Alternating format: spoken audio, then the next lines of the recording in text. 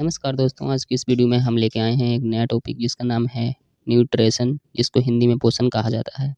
पोषण को इस वीडियो में हम डिटेल से समझेंगे, पोषण के प्रकार समझेंगे और पोषण कितने प्रकार के होते हैं, स्वपोषी पोषण, परपोषी पोषण क्या होते हैं और पोषण हमें कहाँ-कहाँ से प्राप्त हो सकते हैं, इन सभी बातों को इस वीडियो में हम समझेंगे। तो चलो शुरू करते हैं।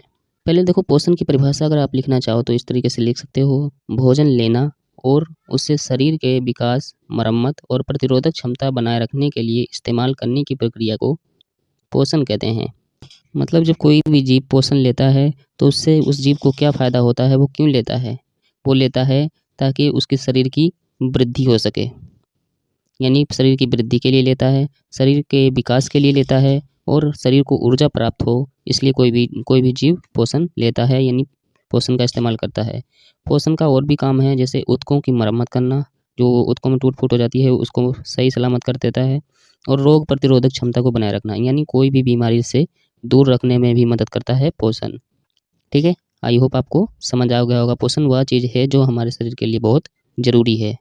पोषण को 2 आधार पर बाँटा जा सकता है, स्वपोषी पोषण और परपोषी पोषण। स्वपोषी पोषण वह पोषण होता है जब कोई जीव अपने आप अपना भोजन बनाते हैं तो उसे हम स्वपोषी पोषण कहते हैं, यानी ऑटोट्रोफिक न्यूट्रिशन कहते हैं।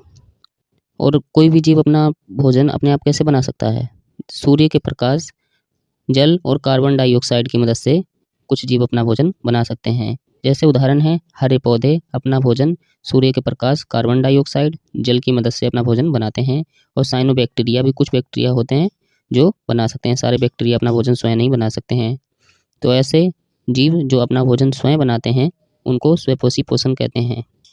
दूसरा है परपोषी पोषण, यानी हेटेरोट्रॉफिक न्यूट्रिशन। परपोषी पोषण में जीव अपना भोजन स्वयं नहीं बना सकते और ये जीव अन्य जीवों पर निर्भर रहते हैं। इनमें कौन-कौन से आते हैं? पहले तो आते हैं मांसाहारी। मांसाहारी यानी जो मांस खाते हैं, जैसे उदाहरण शेर और बाघ। ये मांस खाते हैं तो ये मांसाहारी हैं। ये अपना भोजन स्वयं नहीं बना सकते, ये दूसरे जीवों को खाकर अपना भोजन ढूँढते हैं। दूसरा है शाकाहारी, यानी जो केवल पौधे खाते हैं, जैसे गाय, हिरन, बकरी, ये हैं शाकाहारी। तीसरा है सर्वाहारी, जो पौधे और मांस दोनों खाते हैं, उन्हें सर्वाहारी कहते हैं।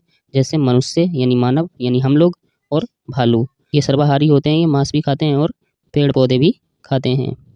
ठीक है? और चौथा है परजीवी। परजीवी वो होते हैं जो अन्य जीवों के शरीर से पोषण लेते हैं, जैसे जोंक, अमरबेल और मच्छर। ठीक है? तो ये जो परजीवी होते हैं, ये किसी जीव के ऊपर या किसी जीव के अंदर रहकर अपना भोजन प्राप्त करते हैं, उसे परजीवी कहते हैं। तो परजीवी भी अपना भोजन अपने आप नहीं बना सकते, इसलिए ये भी परपोषी पोषण में रखे जाएंगे। और पाँचवा है अपघटक, यानी सप्रोट्रॉफिक न्यूट्रिशन। ये जो होते हैं, ये सड़े-गले पदार्थों से पोषण प्राप्त करते हैं, जैसे फंगस, बैक्टीरिया। आपने कभी न कभी ब्रेड में देखा होगा, फफूंदी सी लग जाती है, तो उसमें जो फंगस होते हैं, बैक्टीरिया होते हैं, वो उससे अपना भोजन प्राप्त करते हैं।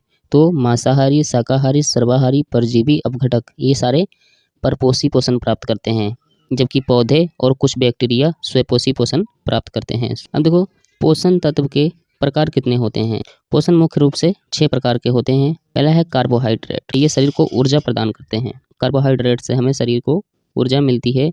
इसके स्रोत हैं ये चावल, गेहूँ, आलू, मक्का, शक्कर। शक्कर यानी चीनी। इन चीज़ों से हमें कार्बोहाइड्रेट मिलता है। इनको हम खाएँगे तो हमें कार्बोहाइड्रेट मिलेगी और कार्बोहाइड्रेट से हमें ऊर्जा मिलती है। दूसरा है प्रोटीन। प्रोटीन का क्या काम होता है? प्रोटीन शरीर में वृद्धि के लिए काम आता है और ऊतकों की मरम्मत में मदद करता है। प्रोटीन हमें कैसे मिल सकता है? दालें, दूध, अंडा, मांस, सोयाबीन, इन सब से हमें प्रोटीन मिलता है। इनको खाएँगे तो हमें प्रोटीन प्राप्त होगा और प्रोटीन से हमारे शरीर की वृद्धि होगी और उसकी ऊतकों की मरम्मत होगी। तीसरा है वसा। वसा ऊर्जा भंडारण का काम करते हैं, मतलब ये ऊर्जा को एकत्रित करके हमारे शरीर में ही रखते हैं। वसा मतलब फैट, फैट यानी चर्बी। चर्बी के रूप में ऊर्जा को भंडारित करके रखते हैं, यानी इकट्ठा करके रखते हैं। तो वसा जो होता है वो चर्बी होती है और चर्बी में ऊर्जा होती है। ठीक है? और ये वसा में कैसे प्राप्त हो सकता है? मक्खन, घी, तेल, नट्स, इन सब से हमें वसा यानी फैट यानी चर्बी प्राप्त होती है। ठीक है? और जब वसा रहता है शरीर में तो उससे हमें शरीर को गर्मी प्रदान होती है। चौथा है विटामिन। विटामिन शरीर की जैविक क्रियाओं को नियंत्रित करती है। विटामिन कई प्रकार के होते हैं, परंतु यहाँ पे जो मुख्य विटामिन है, जो मेन है, उनके बारे में आपको बताया जाएगा। उसमें से पहला है विटामिन ए।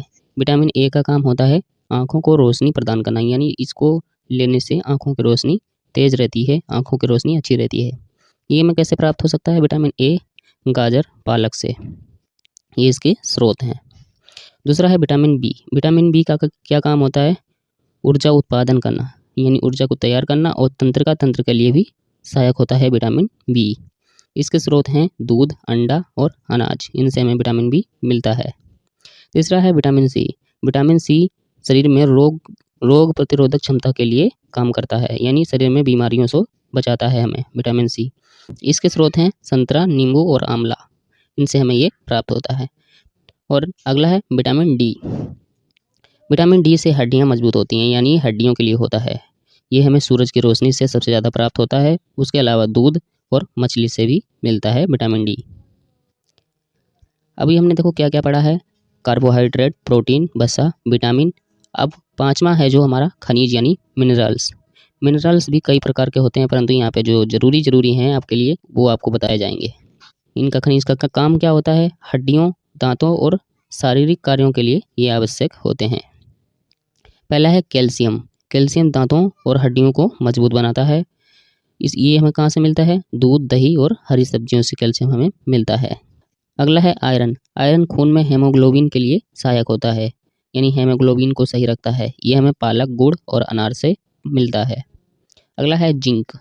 जिंक रोग प्रतिरोधक क्षमता के लिए ये भी काम करता है, और ये नट्स, बीज और मांस जैसे कुछ स्रोत हैं जिनसे हमें मिलता है जिंक। तो हमने खनिज को भी पढ़ लिया। अगला है पानी यानी वाटर। शरीर के लिए तापमान संतुलित रखता है और पोषक तत्वों को घुलने में मदद करता है, पानी यानी वाटर। तो ये था आज की वीडियो में। तो अगर आपको वीडियो पसंद आई तो प्लीज़ वीडियो को लाइक करें, शेयर करें, चैनल को सब्सक्राइब करके बेल आइकन को ऑल पे क्लिक कर लें। धन्यवाद।